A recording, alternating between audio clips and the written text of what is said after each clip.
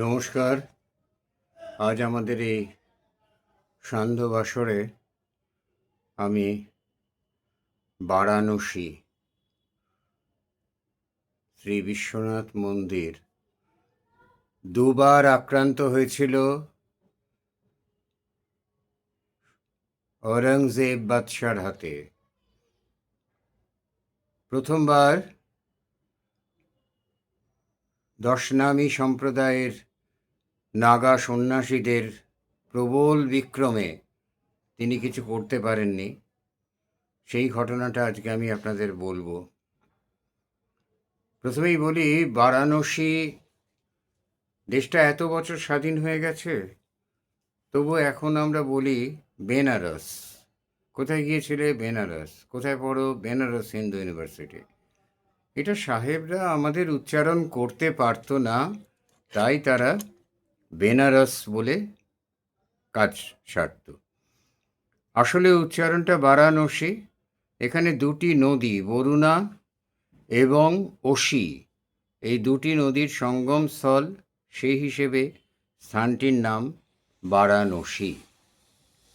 তো এই বারাণসীর যে বিশ্বনাথ মন্দির, সেই বিশ্বনাথ মন্দির দুবার আক্রান্ত হয় ঔরঙ্গজেবের হাতে।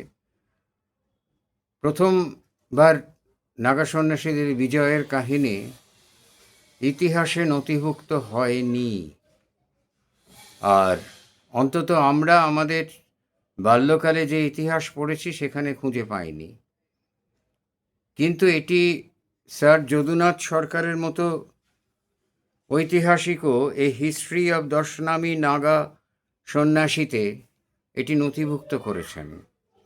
কিন্তু যেহেতু হিন্দু, আবার তার উপর সন্ন্যাসী, একেবারে ভয়ঙ্কর রকম হিন্দু, সন্ন্যাসীরা মোগল সম্রাটকে মেরে তাড়িয়ে দিয়েছিল, তার দুই সেনাপতি পরাজিত হয়ে পালিয়ে প্রাণ বাঁচিয়েছিল, তাই সেটা হয়তো ইতিহাসে ব্রাত্য হয়ে রইল। ইতিহাসে ছদ্ম হিন্দুর শাসনকালে আমরা জিনিসটা জানতে পারিনি। সে যাই হোক, সত্য চাপা থাকে না। ঘটনাটা বলি, শুনুন। কাশী বিশ্বনাথের মন্দির ঔরঙ্গজেব আক্রমণ করেন প্রথমবার 1664 সাল। 1664 সালে প্রথমবার আক্রমণ করেন। ওই মন্দির আক্রান্ত হলে শৈব দর্শনের 10 নামী সন্ন্যাসী সম্প্রদায়ের অন্তর্গত যোদ্ধা সন্ন্যাসী, এরা শঙ্করাচার্যের মতাবলম্বী ছিলেন, এরা যুদ্ধে পটু ছিলেন। এদের ধর্মকে রক্ষা করার জন্য লাঠি খেলা, তরোয়াল, বল্লম চালানো, অসি চালনা, ত্রিশূলের ব্যবহার সব কিছুই শিখতে হতো। সন্ন্যাসী সম্প্রদায়ের যোদ্ধা সন্ন্যাসীরা প্রতিরোধ করেন এবং বর্বর মোগল বাহিনীর পরাজয় হয়। পলায়ন করে তারা সন্ন্যাসীদের হাত থেকে বাঁচে। রীতিমতো অস্ত্র শিক্ষা ছিল তাদের।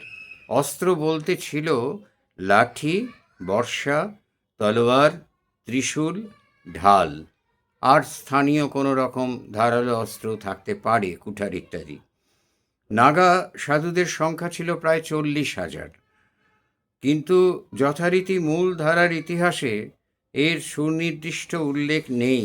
ফলে ঐতিহাসিকদের মধ্যে নানা মত দেখা যায়। থাকবে কেন? থাকার তো কথা না, হিন্দু বিজয় না। কিন্তু ঐতিহাসিকেরা বিষয়টি অস্বীকারও করতে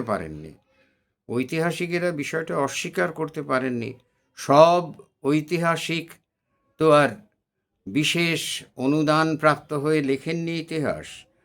তাই বিভিন্ন সূত্র ও মতপার্থক্যের ওপর নির্ভর করে বিষয়টি তারা মূল্যায়ন করেন। তবে লোককথায় কিন্তু এর উল্লেখ আছে। আর লোককথা সবসময় যে আজগুবি তা তো নয়। অনেক সময় লোককথার মধ্যে ইতিহাসের উপাদান থাকে, লোককথার মধ্যে থাকে মহাকাব্যের উপাদান। অনেক স্থানেই এই ইতিহাসের কাজ করে এই লোককথা। মহানির্বাণী ও নির্বাণীদের আখড়ায় প্রাচীন হস্তলিখিত পুঁথি ও দলিল সংরক্ষিত আছে, তবুও বলা হয়েছে কোনো সেরকম প্রামাণ্য কিছু পাওয়া যায়নি, তাই ইতিহাসে দেয়া গেল না। আছে এছাড়াও প্রাচীন পাণ্ডুলিপি, হস্তলিখিত, তখন তো সবই হাতে লেখা ছিল, এবং নথি। সূর্যোদয় থেকে সূর্যাস্ত পর্যন্ত প্রচণ্ড যুদ্ধ হয়েছিল। নাগা সন্ন্যাসীরা বীর বিক্রমে ঝাঁপিয়ে পড়েন সুশিক্ষিত মোগল বাহিনীর ওপরে, কিন্তু ধর্ম রক্ষার্থে তাদের এতটাই আন্তরিকতা ছিল, সুশিক্ষিত মোগল বাহিনীর পরাজয় হয়। এই সশস্ত্র প্রতিরোধের বিবরণ ইতিহাসবিদ যদুনাথ সরকার তার লেখার মধ্যে অমর করে রেখে গেছেন। পাঠ্যপুস্তকের যে পরিধি সেটা সরকার নির্দেশিত, রাজারাজার দলিল কোথায় কি আছে না আছে দেখে সেখান থেকে তৈরি করা হয়। বিজয়ীর ইতিহাস তো অন্যরকম হয়। এরপরে ঔরঙ্গজেব এই পরাজয়ের গ্লানি ভুলতে পারেননি, ভোলার কথাও না। ঔরঙ্গজেব খুব সন্ত মানুষ ছিলেন, ছোটবেলায় আমরা ইতিহাসে পড়তাম। অত্যাচারী ছিলেন, জিজিয়া কট্টর বসিয়েছিলেন, কিন্তু তাহলেও ব্যক্তিগত জীবনে অতিশয় মিতব্যয়ী। মোটা কাপড়ের আংরাখা পরতেন, মাথায় ফেজ টুপি দিতেন, ধর্মিষ্ঠ মুসলমান, এবং টুপি সেলাই করে হজযাত্রীদের তার সংসার নির্বাহ করতেন, রাজকোষ থেকে কিছু নিতেন না। যদি স্মৃতি খুব বিশ্বাসঘাতকতা না করে, এগুলো আমরা ইতিহাস বইতে পড়েছি। এরপরে বলছি, এরপর 1969 সালে নাগা সন্ন্যাসীদের আবার আক্রমণ করেন মন্দির ঔরঙ্গজেব। এবার বিশাল বাহিনী নিয়ে আসেন, আগেরবার মার খেয়ে শিক্ষা হয়েছিল। এই বিশাল বাহিনীর সঙ্গে সাধারণ মোগল বাহিনী সুশিক্ষিত বাহিনী, তাদের সঙ্গে সন্ন্যাসীরা হয়তো নিয়মিত তাদের আহার্য জুটত না, সন্ন্যাসীরা তাদের সঙ্গে পেরে ওঠেননি, তারা পরাজিত হন। ঔরঙ্গজেবের আদেশে বিশ্বনাথ মন্দির ধ্বংস করা হয়।